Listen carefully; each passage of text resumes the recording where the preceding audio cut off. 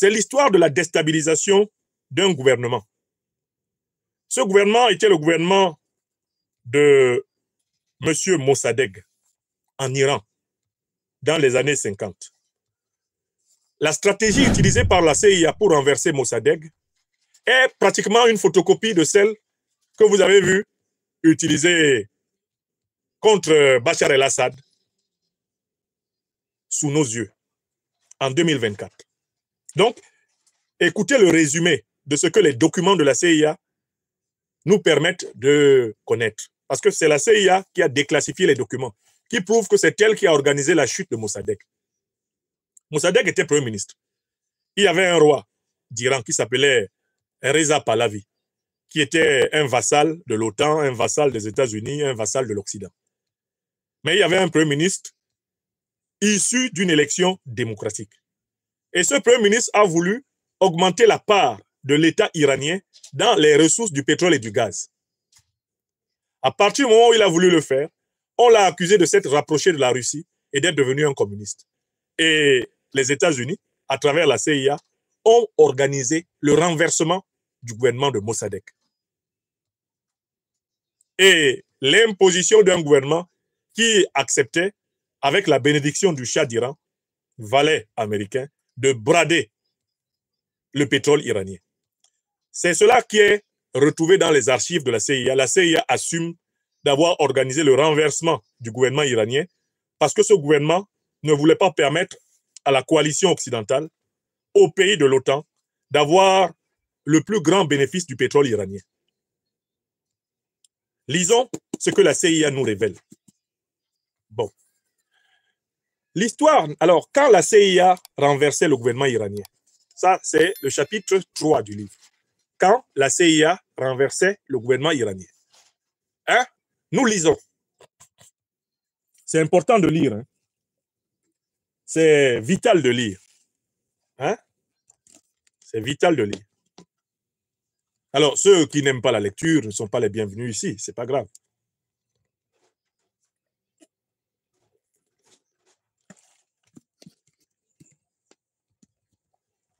Bon. Deuxième extrait, c'est l'avant-dernier. L'histoire n'a jamais retenu le nom de Kermit Roosevelt, à la différence de son grand-père Theodore et de son oncle Franklin, qui tous deux furent présidents des États-Unis. L'histoire a sans doute tort, car ce Roosevelt-là fut un personnage clé des relations entre États-Unis et Moyen-Orient pendant la guerre froide. Homme clé de la CIA, avant de rejoindre l'industrie pétrolière, intime de bien des princes arabes, Kermit a tiré nombre de ficelles dans le grand jeu moyen-oriental. En 1952, il contribue discrètement au renversement du roi Farouk d'Égypte par une junte militaire, dont émergera vite le nationaliste Nasser. Ce dernier, à ses débuts, accepte volontiers les fonds américains et les conseils de Kermit avant de s'élever contre les puissances occidentales. Mais c'est en Iran que Roosevelt réalise ce qui passe pour son coup de maître en 1953. À l'époque, l'Iran est placé sous la férule hésitante du jeune Shah Reza Pahlavi, qui a été porté au pouvoir par des alliés pendant la guerre, en remplacement de son père pro-allemand. La Grande-Bretagne exerce alors un contrôle total de l'exploitation pétrolière dans la région sud du pays à travers l'Anglo-Iranian Oil Company, AOIC. Celle-ci paye les salaires des employés, la location des terrains et des taxes, mais l'essentiel du revenu pétrolier rentre dans ses caisses. Elle touche environ 10 fois ce qu'elle paye aux Iraniens. Ça vous rappelle quelque chose? Est-ce que vous savez que le pétrole iranien, là, la Grande-Bretagne gagnait 10 fois plus dedans? 10 fois plus. Vous allez dans le pays des gens, vous extrayez le pétrole, vous prenez 10 fois plus que le pays. C'est-à-dire que si le pays a 10 euros, vous avez 100 euros. Si le pays a 100 euros, vous avez 1000 euros. Si le pays a 1 million de CFA, vous avez 10 millions de CFA. Si ce pays obtient, avec son pétrole, 1 milliard de CFA, vous avez 10 milliards de CFA. Voilà ce que les Britanniques et les Américains avaient mis en place en Iran. Un homme va apparaître, il s'appelle Mossadegh. Il est élu par le peuple iranien et il veut mettre fin à ce vol des Anglais et des Américains en Iran. Voyez ce qui va lui arriver. Lisons. Quand on vous dit lire là, c'est se libérer. Lire les bons livres, c'est se libérer. Vous allez comprendre le gros cœur des impérialistes, des néocolonialistes, leur boulimie, leur narcissisme, d'où ça vient. Ils ont tellement volé au reste du monde qu'ils ont pris l'habitude de penser que le monde leur appartenait. Regardez-moi cette histoire. Écoutez ce qui va se passer. Écoutez. Dès 1948, un groupe de spéculateurs américains, Overseas Consultants, s'est intéressé à l'Iran et au potentiel inexploité de la région sud. De manière fort intéressante, leur conseil juridique est à l'époque un certain Allen Dulles, membre du cabinet d'avocats Sullivan & Cromwell et futur patron de la CIA. Au début des années 50, les mouvements nationalistes iraniens contestent au sein du Parlement la répartition de la manne pétrolière et le Premier ministre pro-britannique finit par être exécuté le 7 mars 1951. Il est remplacé par le leader nationaliste Mohamed Mossadegh, qui nationalise aussitôt l'Anglo-Iranian Oil Company, AOIC. Il nationalise. Les Anglais, furieux, essayent alors de le déstabiliser et provoquent un embargo sur les exportations de pétrole qui prive le pays de ressources. Pro-occidental, le Shah renvoie Mossadegh, mais le Parlement le réélit aussitôt. Vous avez compris? On continue. Considérablement affaibli par la Seconde Guerre mondiale et dirigé par un leader charismatique mais vieillissant, en la personne de Winston Churchill, la Grande-Bretagne a bien conscience qu'elle ne dominera pas seule la situation et fait appel à son allié américain. Eisenhower, fraîchement élu, se montre plus favorable que son prédécesseur à une action clandestine pour renverser Mossadegh, non aligné, donc suspect de sympathie communiste. Le projet Ajax, élaboré par la CIA, prévoit un renversement quasi légal de Mossadegh par une manipulation de l'opinion publique et du Parlement. Lorsque le mécontentement envers Mossadegh arriverait à son point culminant, le Shah devrait renvoyer son Premier ministre et sa décision serait aussitôt renforcée par des manifestations de rue spontanées, entre guillemets. Mossadegh serait ensuite remplacé par un général pro-occidental. En réalité, rien ne se passe vraiment comme prévu. Le Shah se montre extrêmement timoré et anxieux. Il tergiverse longtemps avant d'accepter le plan, malgré les assurances de l'émissaire américain. Pour l'anecdote, l'émissaire américain, c'est le général Norman Schwarzkopf, père du commandant en chef des forces américaines pendant la première guerre du Golfe en 1991. De son côté, Mossadegh aggrave son cas en ouvrant des pourparlers commerciaux avec les soviétiques pour compenser l'embargo britannique, ce qui fait clairement de lui un pro-communiste aux yeux du gouvernement américain. Il faut savoir qu'au XXe siècle, être pro-communiste pour le bloc de l'Ouest, ça voulait être mort. Bon. À Téhéran, les hommes de main israéliens de Kermit Roosevelt restent les bras croisés le jour du début programmé de l'opération et demandent 5 millions de dollars pour exécuter le plan. Il faut les réclamer en urgence au siège de la CIA. Pendant ce temps, Mossadegh a vent du complot et organise sa riposte en mobilisant ses partisans. De son côté, après avoir renvoyé son Premier ministre, le Shah d'Iran s'enfuit courageusement en Italie, où il tombe nez à nez dans un hôtel romain avec Allen Dulles. Après plusieurs jours d'émeutes et de contre-émeutes à Téhéran, la CIA décide d'arrêter les frais, considérant que l'opération est un échec. Mais sur place, Kermit Roosevelt parvient à mobiliser suffisamment d'émeutiers grassement payés et de fractions de l'armée pour renverser la vapeur. Le document qui suit minore quelque peu ces cafouillages, cependant il constitue une source incomparable, car il s'agit d'une histoire officielle, rédigée à chaud après les événements par le service historique de la CIA à usage interne, à l'aide des archives et témoignages des acteurs. Longtemps tenu au secret, il permet d'analyser le tournant majeur que fut le coup d'État de 1953, ainsi que ses répercussions. C'est la première fois que les États-Unis, au nom de la lutte contre le communisme et en contradiction avec leur politique, choisissent de renverser directement et quasi ouvertement le gouvernement légitime d'un pays étranger, influant radicalement son histoire. À Washington, l'opération Ajax est perçue comme un grand succès qui donne à la CIA une réputation d'invincibilité et l'envie de recommencer en d'autres points chauds du globe. En d'autres points chauds du globe. Excusez-moi, je m'assure que nos amis... Oh là là. Très bien. Continuez à partager l'émission. Hein. Donc, c'est la première fois que les États-Unis, au nom de la lutte contre le communisme et en contradiction avec leur politique, choisissent de renverser directement et quasi ouvertement le gouvernement légitime d'un pays étranger, influant radicalement son histoire. À Washington, l'opération Ajax est perçue comme un grand succès qui donne à la CIA une réputation d'invincibilité et l'envie de recommencer en d'autres points chauds du globe. À peine rentré au QG de la CIA pour y recevoir honneur et médailles, Kermit Roosevelt se voit proposer par Alan Dulles une nouvelle mission, organiser un coup d'État en Amérique centrale, le premier d'une longue série.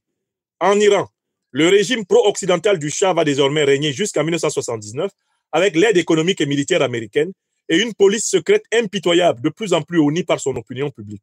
Bien entendu, l'exploitation pétrolière sera partagée entre Britanniques et Américains désormais. Rassuré par la tournure des événements, le Shah rentre d'Italie et organise une grande parade dans les rues de Téhéran. Dans la foule, un homme de 51 ans au regard sévère le dévisage fixement. C'est l'ayatollah Khomeini. Alors, les références ici, c'est donc John Prados, Safe for Democracy, The Secret Wars of the CIA, Ivan Ordine, 206, Kermit Roosevelt, Contre-coup, The Struggle for the Control of Iran, McGraw-Hill, 1979.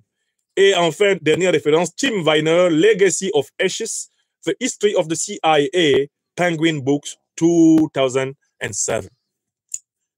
Là, à chaque fois que je vous lis le chapeau, je vous lis simplement le résumé de l'enquête. Qu'est-ce qu'on apprend là, dans le deuxième extrait que je viens de vous lire? Que les Anglais, non contents de gagner 10 fois plus, de ne plus gagner 10 fois plus que les Iraniens dans l'exploitation du pétrole iranien, décident de renverser le gouvernement de Mossadegh qui a modifié et nationalisé le pétrole de l'Iran. Ils sont aidés en cela par les Américains. Et quelle est la méthode utilisée par les Américains? Elle est triple.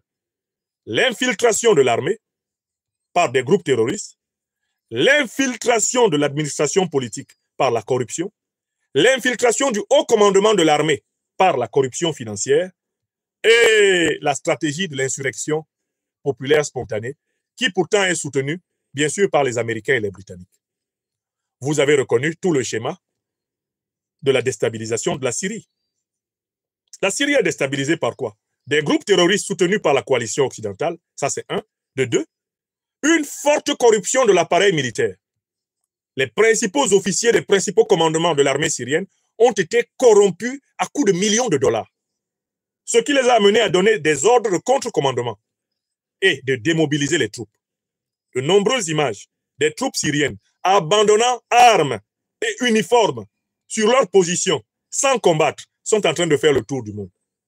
Qu'est-ce qui peut pousser une unité en capacité de combattre pour défendre son pays contre les terroristes à ne plus combattre, si ce n'est la corruption de l'unité et notamment la corruption des chefs? Donc, l'armée syrienne a été inondée de mallettes de dollars et la faiblesse humaine dans une période d'épreuve, de longues années de guerre, a triomphé des hommes. Les terroristes qui occupent Damas n'ont pas gagné la guerre. C'est l'armée syrienne qui a abandonné ses responsabilités. Ceci nous permet de clarifier autre chose dans ce qui se passe en Syrie. Les autorités iraniennes ont affirmé publiquement, hier et avant-hier, que le président Bachar el-Assad a refusé de faire appel à leur intervention militaire. Si Bachar el-Assad avait demandé à l'armée iranienne d'entrer en Syrie pour l'aider à combattre les terroristes, l'armée iranienne l'aurait fait. Mais Bachar el-Assad a refusé de faire appel à l'armée iranienne. Il n'a même pas voulu que l'armée russe vienne combattre au sol. Est-ce que vous savez pourquoi? La raison est connue aujourd'hui. Pourquoi Bachar el-Assad n'a pas appelé l'armée iranienne à entrer au sol à ses côtés pour combattre les terroristes? Pourquoi il n'a même pas fait appel à l'armée russe en ce sens? Vous savez pourquoi?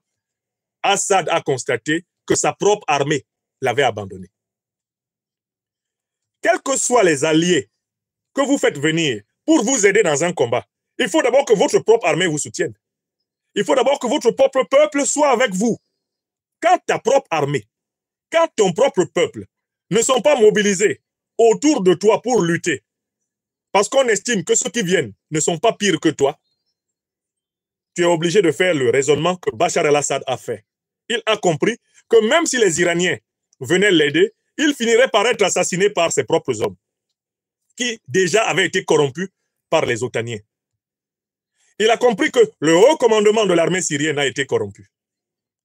Il a compris que ceux-là même qui dorment à sa porte peuvent à tout moment, contre, je ne sais pas, 1, 2, 3 millions de dollars, lui loger une balle dans la tête. Donc, il ne suffirait pas que l'armée russe vienne. Il ne suffirait pas que l'armée iranienne vienne. Encore faudrait-il que lui, Bachar Assad, doive désormais se faire protéger directement par les Russes et les Iraniens.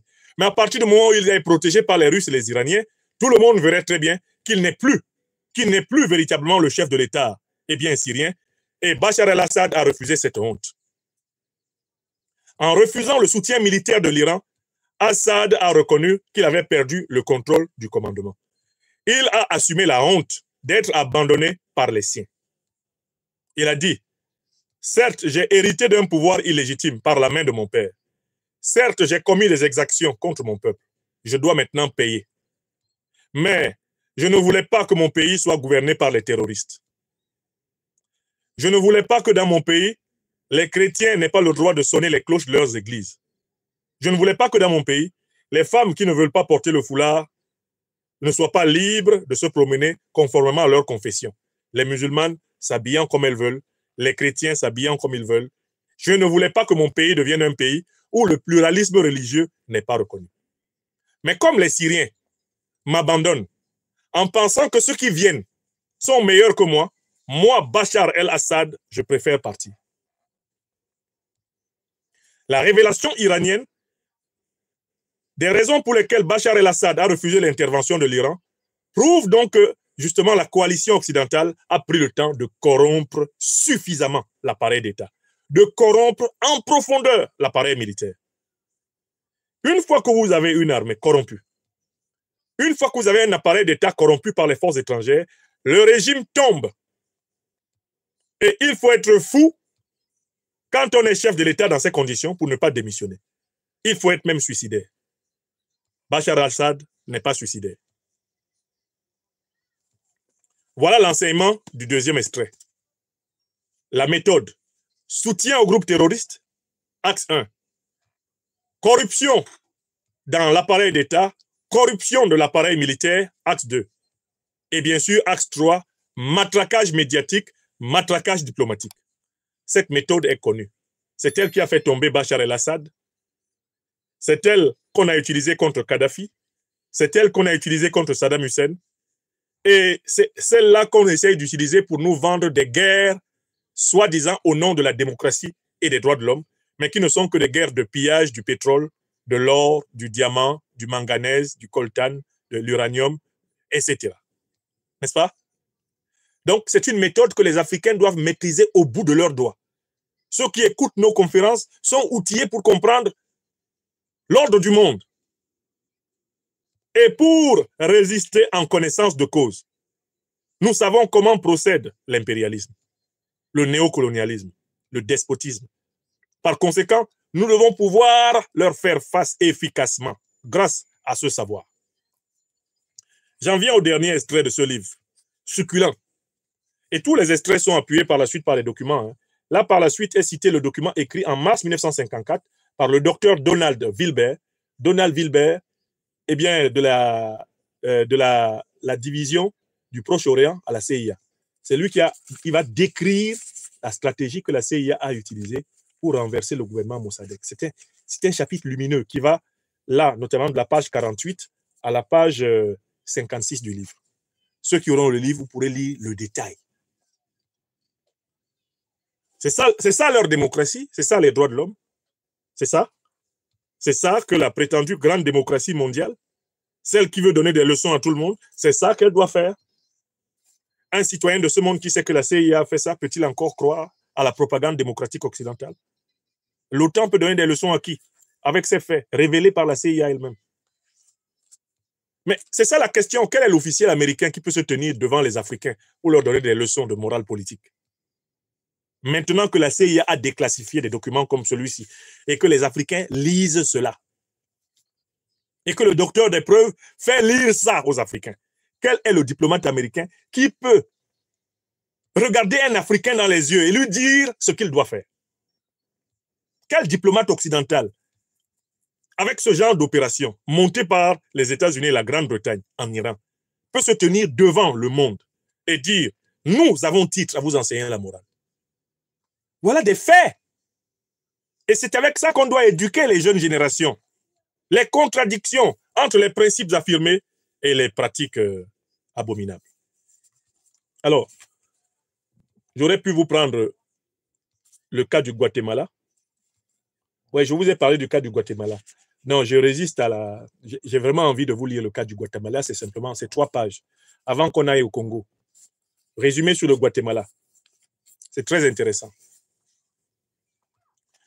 Quand la CIA protégeait les éleveurs de bananes au Guatemala, là, on va voir qu'ils ont fait une guerre pour renverser. Ils ont monté une insurrection pour renverser un président élu, juste pour sauver le cartel de la banane, qui était sous contrôle américain. On écoute. En mars 1951, le social-démocrate Jacobo Arbenz Guzman, un ancien révolutionnaire soutenu par l'armée et le Parti communiste, est élu président du Guatemala sur un programme de réforme agraire. La démocratie guatémaltèque est alors toute jeune, puisque le Guatemala a vécu toute la première moitié du XXe siècle sous la coupe de 2 dictateurs, Manuel Estrada Cabrera et Jorge Ubico Castaneda. Cette période a été mise à profit par le géant américain de l'exploitation bananière, la United Fruit, pour y implanter d'énormes et profitables exploitations en franchise d'impôts. Ils exploitent la banane, les fruits chez les gens et ils ne payent pas d'impôts. C'est ça que les Américains ont fait au Guatemala. Bon. En 1944, une révolte populaire transforme le pays en démocratie, avec une constitution proche de celle des États-Unis. À l'époque, 70% des terres cultivables du pays appartiennent à moins de 2,5% de propriétaires. La plupart n'habitent même pas sur place. Dès son arrivée au pouvoir en 1951, Arbenz fait redistribuer des terres à 100 000 paysans, parmi les plus pauvres du pays. Malheureusement pour lui, sa réforme prévoit d'exproprier la United Fruit, plus gros propriétaire terrien du pays. Arbenz propose de racheter ses plantations avec ses lignes de chemin de fer et de télégraphie pour 600 000 $, soit leur valeur déclarée par la compagnie pour optimiser sa fiscalité. United Fruit dit que tout ce qu'elle possède au Guatemala, c'est 600 000 $. Arbenz dit, OK, je vous paye ça. Or, en fait, United Fruit avait déclaré que tous ces biens au Guatemala sont de 600 000 $ pour que l'impôt soit insignifiant.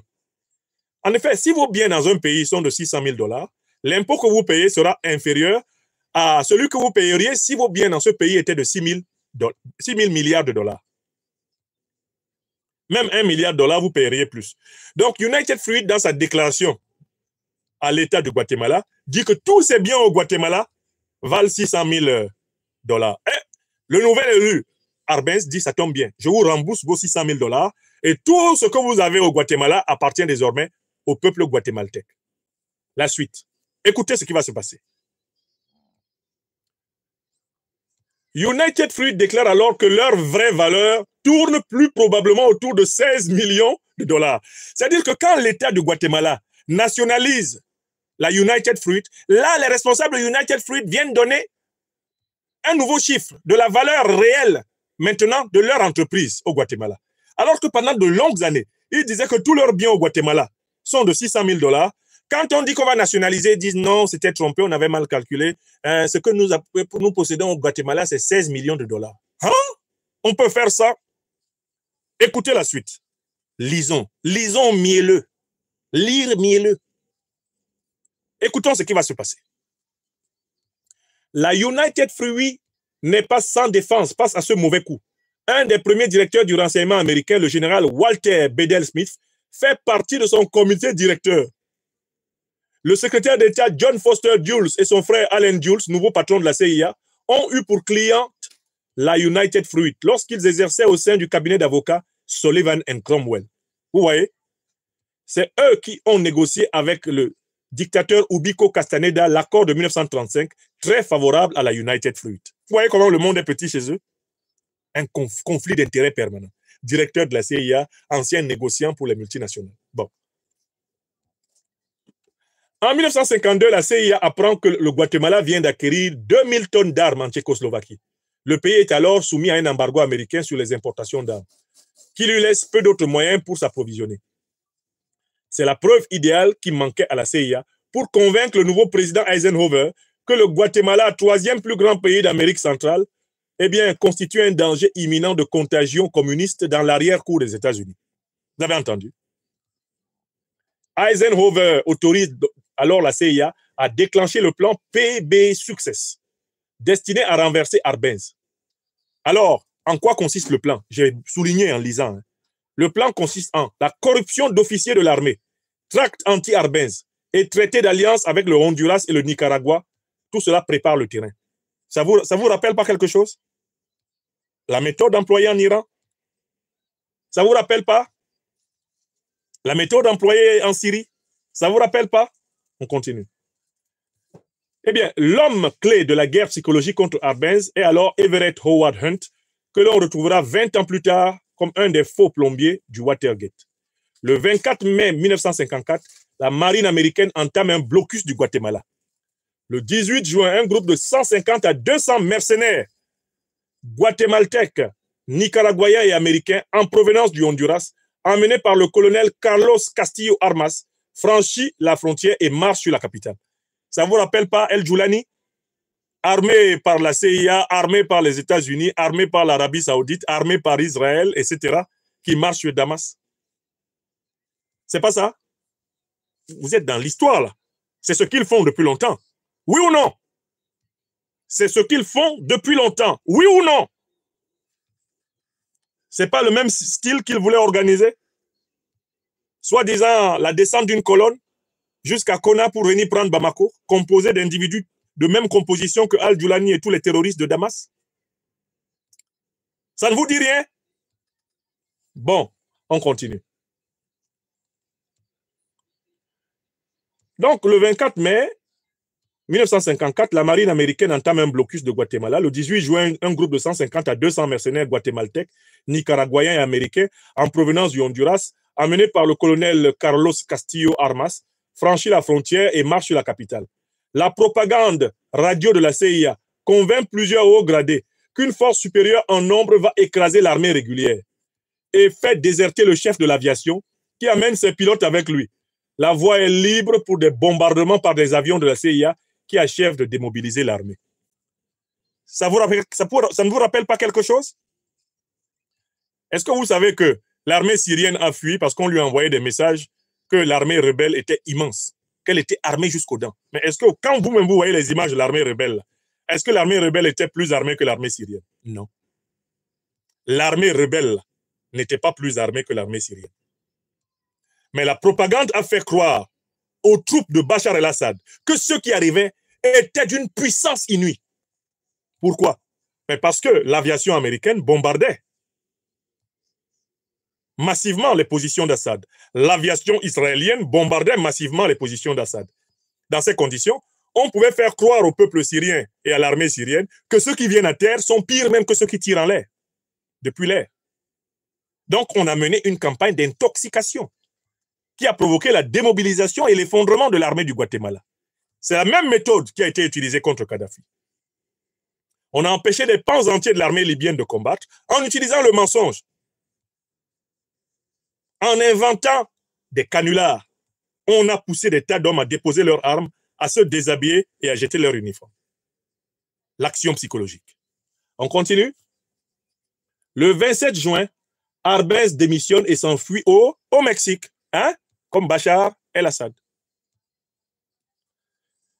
Armas est proclamé chef de l'État et met fin aussitôt aux réformes agraires, hein, comme Al-Joulani est pratiquement proclamé chef de l'État et livre la Syrie au bombardement israélien. C'est clair ou c'est pas clair? Et les puits de pétrole et les puits de gaz de Syrie vont être partagés par les alliés occidentaux d'Al-Joulani, comme ils ont fait en Irak, comme ils ont fait en Libye. C'est ce qu'ils avaient déjà fait au Au Guatemala, l'Afrique des libertés, c'est une école. Nous lisons, nous comparons et nous comprenons. Lire pour comparer, comparer pour comprendre. C'est ça le travail du docteur des preuves. Bon. Le Guatemala est une sorte de bande d'annonce de toutes les opérations à venir en Amérique latine. L'opération PB Success se fonde sur une menace communiste imaginaire qui serait prête à déferler sur tout le continent. La CIA ne s'est pas contentée de remplacer un gouvernement démocratiquement élu par une dictature plus favorable aux intérêts américains.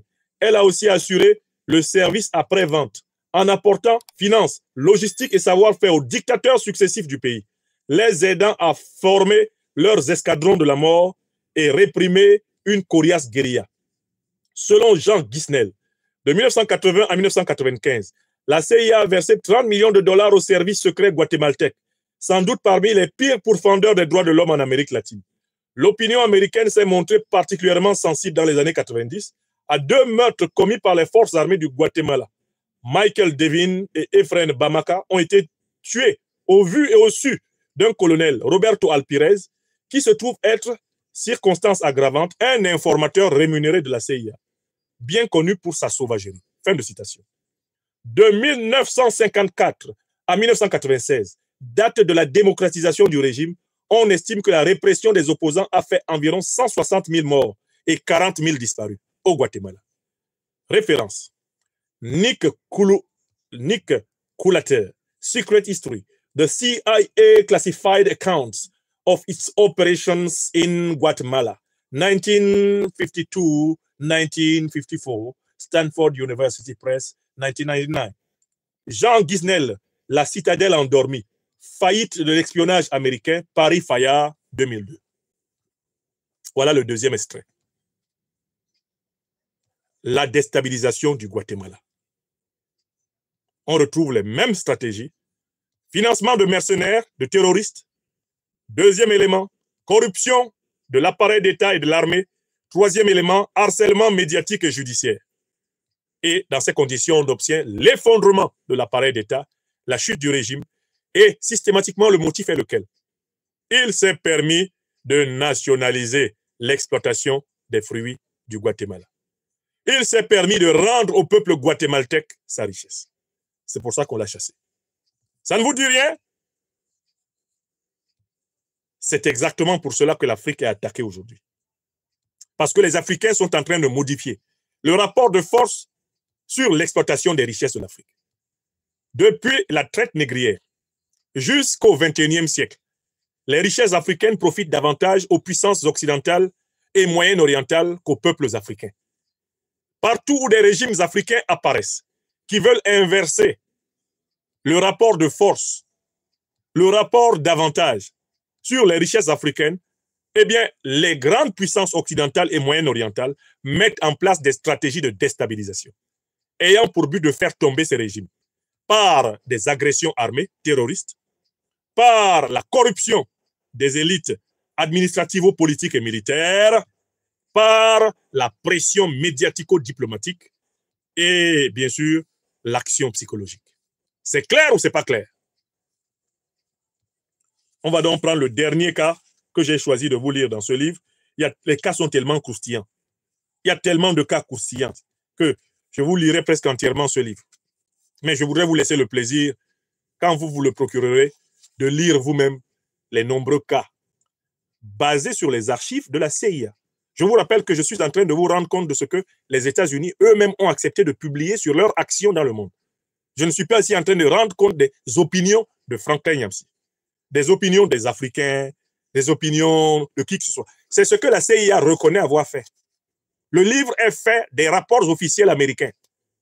On ne doit pas avoir peur de partager une émission comme celle-ci, car en fait, cette émission permet simplement au public large d'accéder à ce que les États-Unis eux-mêmes ont reconnu. C'est ça l'avantage de ce type d'ouvrage. Il est basé sur des documents américains déclassifiés.